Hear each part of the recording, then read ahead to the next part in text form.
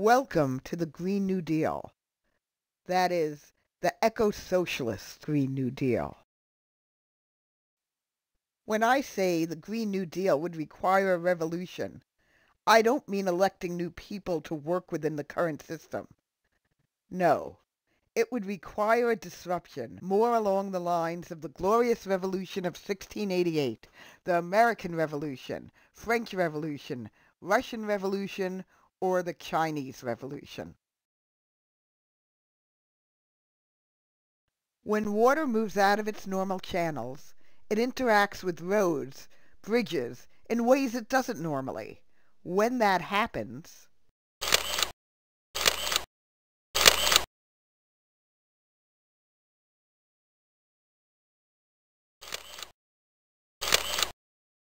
after 2017 Hurricane Harvey, the Rebuild Texas Fund raised $100 million from more than 33,000 donors. 100% of these resources have been put to work to rebuild local communities.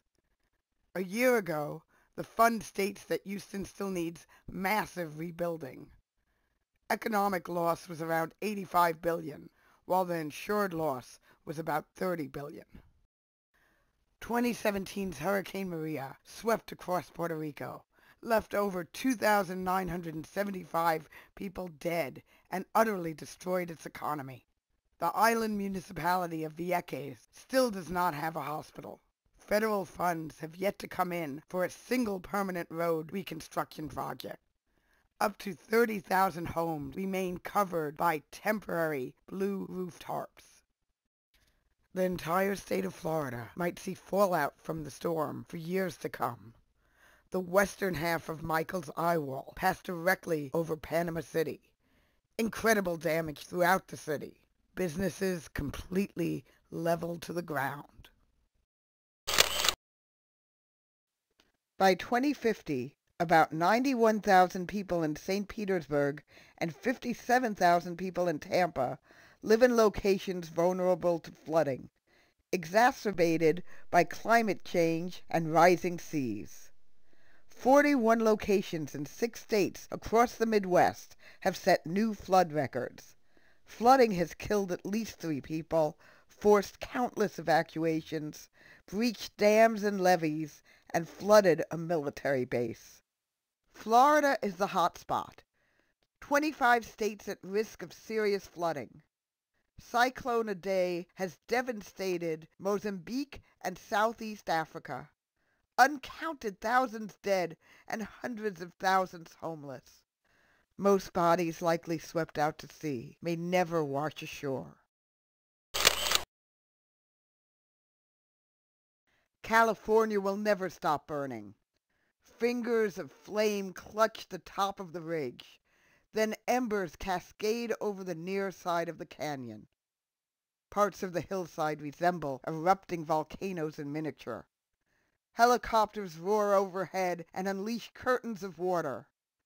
The fire stabs west, searing a path towards the Santa Clara River.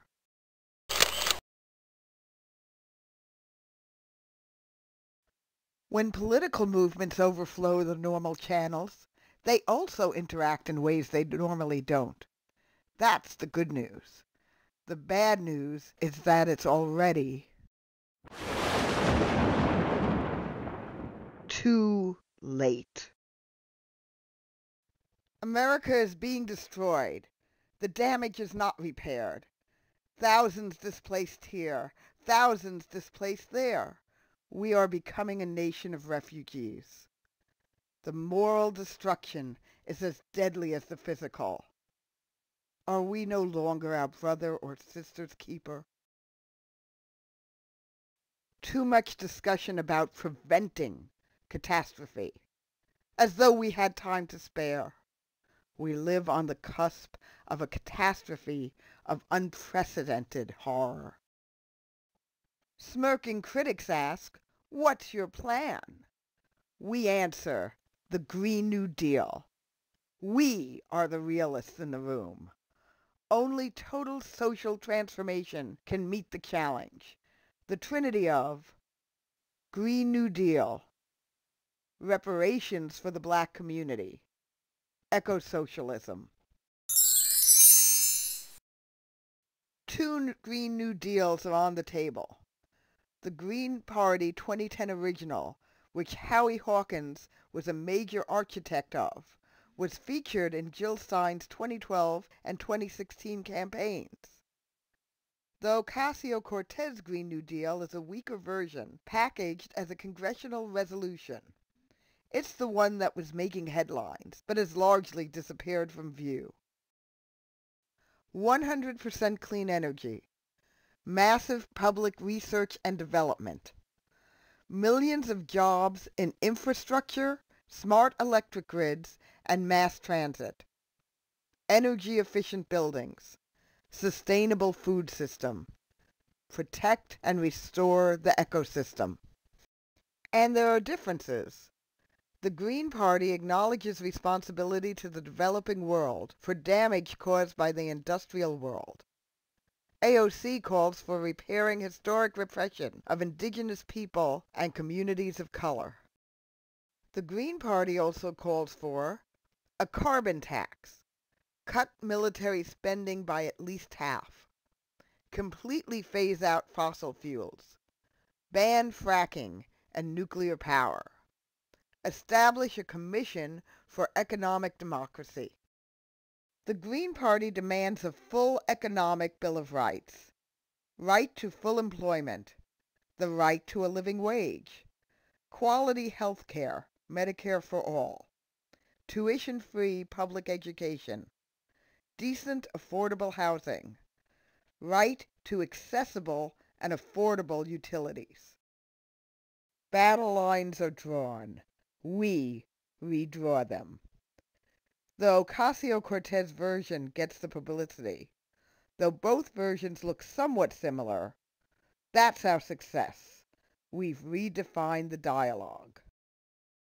The Ocasio-Cortez deal calls for a 10-year national mobilization, recognizing the duty of the federal government to create a Green New Deal.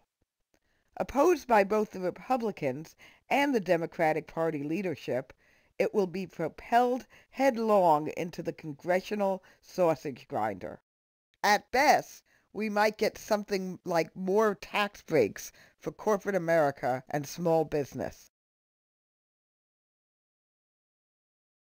The Green New Deal is catching hold, but it cannot be won within the bounds of this dysfunctional and dying system. But to win, we also have to fight for both eco-socialism and reparation. Green Party position on eco-socialism. Build an economy based on a large-scale green public works, municipalization, and workplace and community democracy. Some call this decentralized system ecological socialism, communalism, or the cooperative commonwealth. Green Party stand on reparations.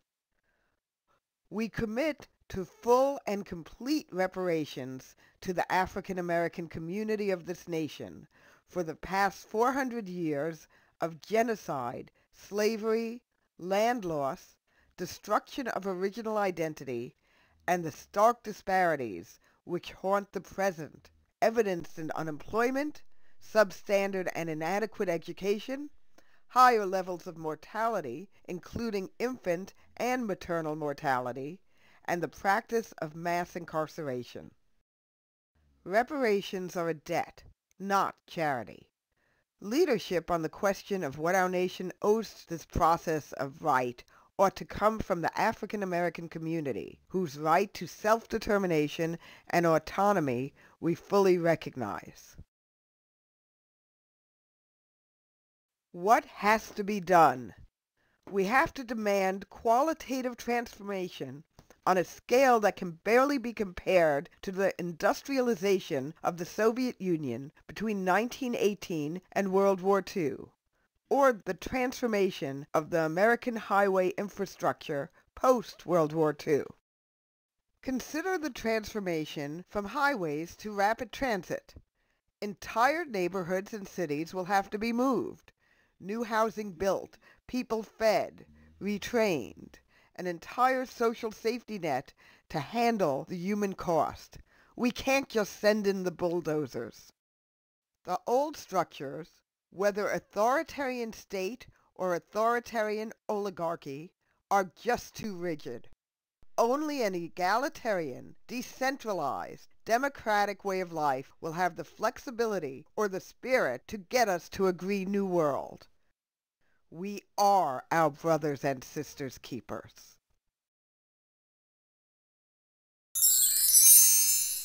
It's corporate profit versus human survival. As a former Exxon CEO said, we choose not to lose money on purpose. We choose survival. Where to start? How to enlist ordinary working people and frontline communities to join the fight. Green Party state locals have to begin developing Green New Deals for their own states, cities, and counties. Among our answers, the entire imperialist structure revolves around oil and coal. Solar power is clean and allows for a democratic, decentralized, eco-socialist community. Auto emissions are destroying our lungs and destroying our atmosphere. High-speed rail would be the backbone of a new green society. Nature is the very web of life. We cannot continue to destroy it and not destroy ourselves. We must become partners with our planet. California burns. The Midwest is flooded. Blizzards cripple the Northeast. Hurricanes rip the South. Fear runs through the nation. Who will be hit next? Answers are demanded. The Green New Deal is certainly not an easy answer, but it's the only answer.